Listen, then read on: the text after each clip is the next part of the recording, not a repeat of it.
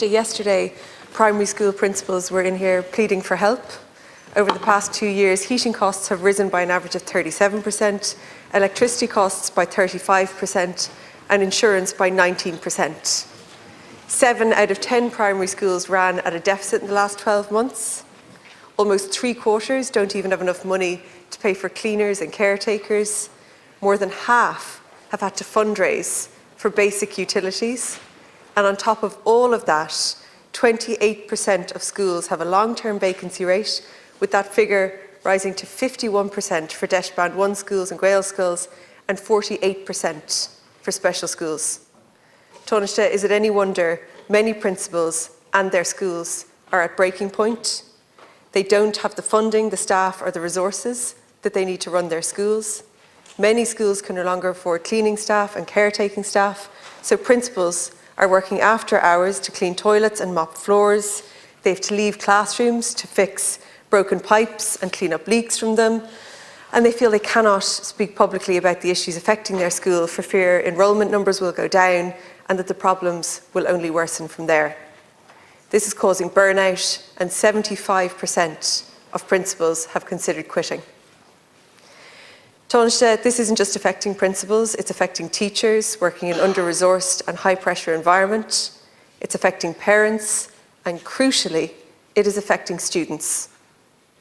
They're being taught increasingly by unqualified teachers who are filling gaps in the teacher supply crisis, and their education is suffering.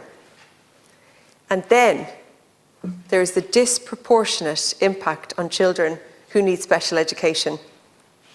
According to the NDA, the number of children with special education needs at primary level increased by 56% between 2017 and 2021. During that time, special education teaching hours and special needs assistance allocations were frozen or reduced, and additional supports are near impossible to get. Incredibly, the department have no idea of the number of children in mainstream classes with additional needs because they refuse to collect or accept data from schools. Taoiseach, how exactly is the department supposed to address the needs of students if they don't even know what they are? It is farcical. Even when schools are aware of additional needs for incoming students, they can't apply for the supports in advance so that the child is supported from day one. Taoiseach, primary schools need action, and they need it fast. They need immediate financial support to ensure that the basics are covered. SET and SNA allocations need to meet the level of need, and we need to address the teacher supply crisis and pressure on teaching principals. Taoiseach, do you acknowledge the problem that primary schools are facing? Do you agree that all of these issues and more need to be addressed? And if so, how do you intend to address it? I think, Deputy, in any assessment of our education system, in particular primary school system, it's one of the best in Europe. It's repeatedly in terms of PISA outcomes and results. I mean, in terms of literacy, in terms of numeracy, our system is very high up there in terms of outcomes. That needs to be said, because your narrative there was one of sort of unrelenting misery and almost a system that wasn't effective at all. The system has grown enormously, and the numbers of teachers has grown enormously, absolutely up dramatically. This government has reduced significantly pupil-teacher ratio, and you didn't acknowledge that in your presentation. In the last 4 years, it's been a singular success of this government and the minister that we've reduced pupil-teacher ratio at primary school level. We've dramatically expanded the hot meals programme. We've significantly expanded the DEIS programme, which comes with it increased financial allocation to the primary schools that would benefit from being included in the DEIS programme and the various bands of the DEIS programme. We have significantly increased the number of new special schools, the number of new classes for additional needs pupils, and the numbers of special needs assistants has risen dramatically. Well over 21,000 SNAs in our school education system right now. So it's not really, I accept our challenges, Deputy, but it's not good enough to come in and just give, if you like, everything's miserable and a disaster, without giving the other side of the coin. The fact is that there's been huge resources put into education over the last 3 to 4 years, both capital and current. We've increased teachers, significant number of teachers in our schools. We've increased the number of special needs assistants. And we have increased the number of special classes. And we have to do more. And then we've brought in the free book scheme, which is, I think, a significant resource to many children and their parents, because it really takes away a very tough cost and very severe costs on families and parents, bringing the free book scheme from up to junior certificate level. And I think we will be hopefully in a position in the next budget to extend that to leaving certificate. So all of those measures. And then during COVID, we substantially increased the capitation grants to primary schools as well, and also would have improved the situation around school secretaries and caretakers. That also happened under this government's watch.